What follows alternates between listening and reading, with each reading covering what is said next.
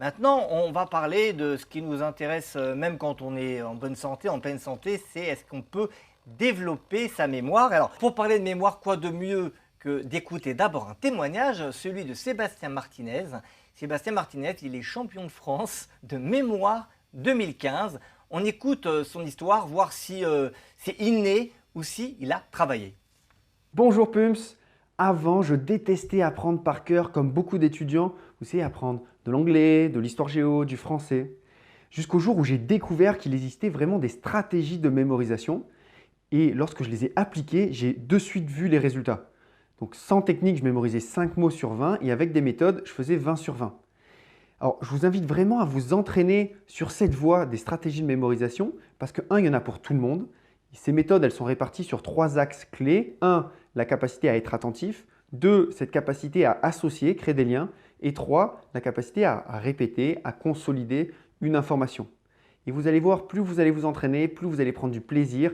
Et c'est hyper enthousiasmant de découvrir ce que nous propose notre cerveau. Alors, docteur Demurgier, là on a un témoignage. Maintenant, je m'adresse au neurologue que vous êtes. Est-ce que c'est possible de travailler sa mémoire? Est-ce que c'est pas inné? Je vous pose la question à vous aussi. Tout à fait, c'est possible. Et le cerveau est d'ailleurs une machine à apprendre et on peut toujours améliorer.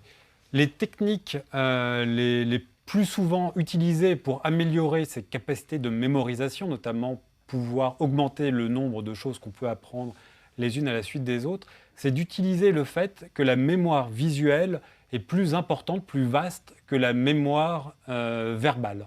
Donc quand il y a une liste d'objets à apprendre, il y a deux stratégies possibles, soit d'utiliser la mémoire verbale, c'est-à-dire de réciter dans sa tête le nom des objets plusieurs fois et essayer de les mémoriser, soit d'essayer de visualiser l'image des objets les uns à la suite des autres.